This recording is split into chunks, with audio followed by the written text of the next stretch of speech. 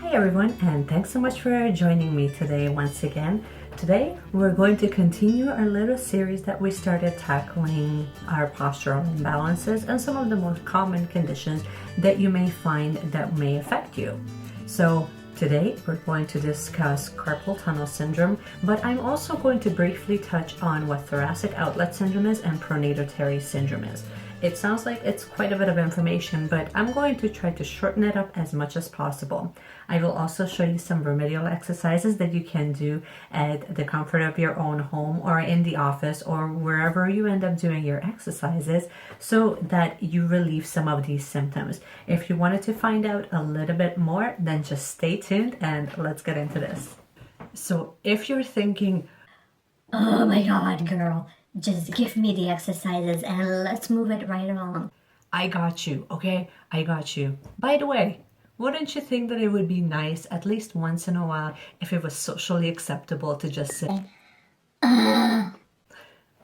okay, so for those of you that are in a rush, I totally get it. I know you just want to get in, get out, and just get the info and move right along.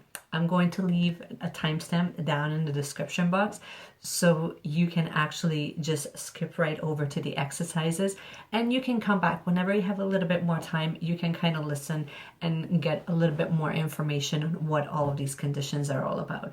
All right, so I got you, girl. So when we're reviewing exactly what causes thoracic outlet syndrome, we're going to have to either generalize it or get a little bit more specific.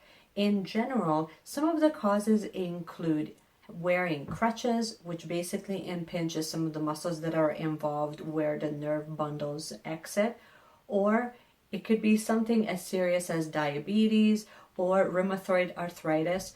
But when we're getting a little bit more specific and we wanted to take a look at what are some of the causes for pectoralis minor syndrome or costoclavicular syndrome or even scalenes, what we have to take a look at is what are those muscles that are involved and what do they do? What do I mean by that? Well, with pectoralis minor, it's also known as a hyperabduction syndrome. And the reason why is because it's going to be involved with abduction of the arm.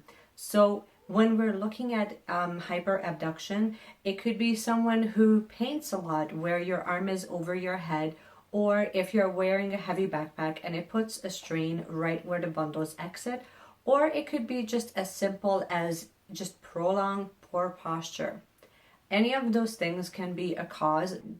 It could be as simple as playing a violin or any of the instruments that would have your shoulder in an abducted position.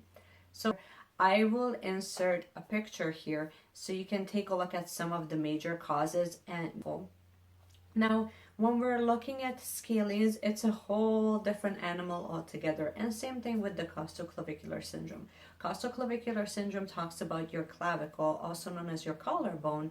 And if you had any fractures, or if you might even just have a dropping shoulder, all of those things will be obviously a contributing factor. But more importantly, you may just simply have a trigger point that ends up being impinging the muscle that's found in the bottom of your collarbone. So pronator teres syndrome, it actually talks about pronator teres, as it says it right in the name. It talks about pronator teres, the muscle. It cuts down the median nerve. It's going to be a muscle that ends up being found in your forearm. So once pronator teres as a muscle becomes short, it impinges the median nerve and the pathway that it follows is going to be affected. And when we're talking about carpal tunnel syndrome, most people get an impingement due to overuse. A lot of the times, a lot of people end up using really poor keyboards and their hands are in complete extension. So when that happens, the connective tissue becomes really tight around your wrist where the tunnel is, and through that tunnel you have nerves, arteries, and veins that run through, and if the nerves become impinged, then you get the symptoms. Makes sense, right? Thanks, Charlotte. Thanks for helping us out today. All right, Now let's just skip right over to the exercises and then I'll meet you there. Alright, before we begin the exercises, I wanted to show you a test that you can do to see if it will elicit any symptoms. Alright, time for your first exercise. Start with your palm facing upwards and bring your wrist into an extended position. This way, you're not only addressing your wrist, but also the muscle called pronator teres. Here we're moving into some functional exercises of the hand that you can do. All you have to do is just follow my lead, and obviously if you experience any pain, then just please stop until you get a little bit stronger. Next, I wanted to add an exercise for you where you can address your neck, which is basically where the brachial plexus will exit.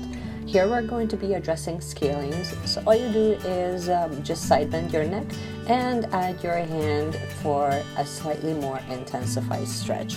Again, if you feel sharp pain, please stop. Begin with your elbow extended, then face your thumb upwards and ever so gently start pulling your thumb into an extended position. I'm also showing you an alternative for your wrist extension. Last but not least, we've made it to the pec minor stretch, really similar to the doorway stretch I've shown you. Use the doorway to stabilize your arm. You should be feeling a stretch all the way from your shoulder joint to your pec muscles, and just hold this position for about 15 to 20 seconds and make sure you don't overextend because then it may create some laxity. And don't forget to breathe. Right, this wraps it up for today's video. I do hope that you've enjoyed it and you found it helpful. Leave me in the comments below if you have found these exercises helpful or if you have any questions. I would love to hear from you. And also, let me know if there's anything new that you would like to see in a video for next time, and I'll get started on that for you. Let healthcare begin with self-care, and I will see you again next time. Bye.